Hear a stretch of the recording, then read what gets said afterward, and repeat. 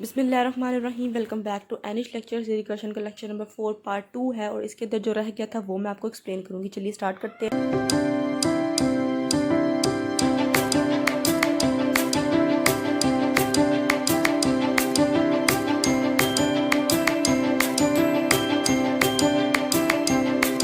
जी यहाँ पे एक पॉइंट है जो लास्ट लेक्चर में जो है वो रह गया था कि वन को छोड़ के बाकी जितने भी नेचुरल नंबर्स हैं वो हमारे पास क्या है, रिकर्शन।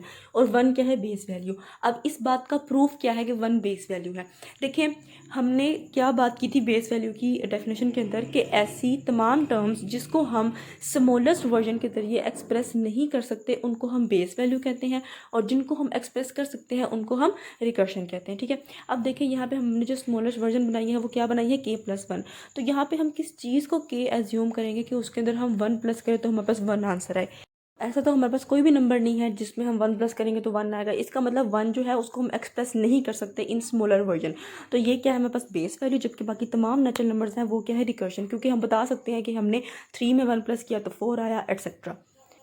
अब यहाँ पे जो है मैं मैथ्स के अंदर रिकर्शन को डीपली एक्सप्लेन करने के लिए मैंने फिबोनाची नंबर्स की एग्जांपल ली है। फिबोनाची नंबर्स में क्या होता है कि हमारे पास फिबोनाची नंबर्स होते हैं, दो बेस वैल्यू होती हैं जिनमें से एक f0 है, दूसरी f1 है। इसके अलावा हमारे पास एक जनरल डेफिनेशन होती है जिसके अंदर हम पूरे के पूरे सीक्वेंस को जनरलाइज कर देते हैं, और उस वैल्यू को और इन बेस वैल्यू को यूज़ करके हम क्या करते हैं, अपना पूरा का पूरा सीक्वेंस क्रिएट कर देते हैं।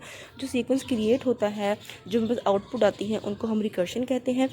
अब यहाँ पे जो है एक क्वेश्चन अराइज होता है कि क्या हमारे पास बेस वैल्यू एक से ज़्यादा हो सकती हैं।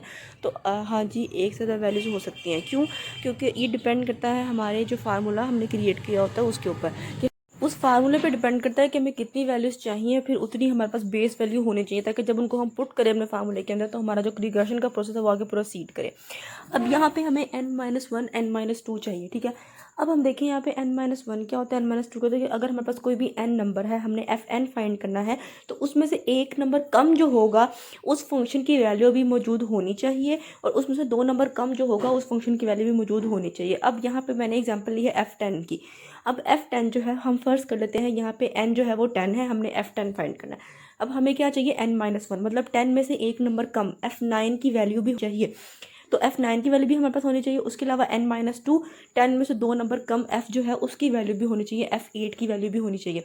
ये दोनों वैल्यूज़ होंगी तभी हमारे पास f10 फाइंड होगा, और हम अपना जो रिकर्शन का प्रोसेस है उसको आगे प्रोसीड करेंगे। यहाँ पे f0 और f1 की वैल्यू हमें गिवन है। इनकी वैल्यूज़ को हम यूज़ करेंगे f2 की वैल्यू फाइंड करने के लिए। 2 यहाँ पे n है, n-1 मतलब कि 2 - 1 = f1 की वैल्यू आ जाएगी। 2 - 2 n-2, इसकी वैल्यू की जगह पे f0 आ जाएगा। अब देखिए यहाँ पे हमारे पास वैल्यूज़ गिवन है, हमने वैल्यूज़ पुट कर दी और अपना आंसर फाइंड कर लिया। इसी तरह हमारे पास जब f3 की वैल्यू हमने फाइंड करनी होगी तो 3 - 1 क्या होता है, f2, उसकी वैल्यू हमने अभी फाइंड की है। और जो है 3 - 2 क्या होता है, 1, तो f1 की वैल्यू जो है हमें गिवन है। वो वैल्यूज़ यहाँ पे पुट कर लेंगे, अपना आंसर फाइंड कर लेंगे। Same as it is process रहेगा और सीक्वेंस क्रिएट होता रहेगा। जो सीक्वेंस क्रिएट हो रहा है इसको हम रिकर्शन कहते हैं।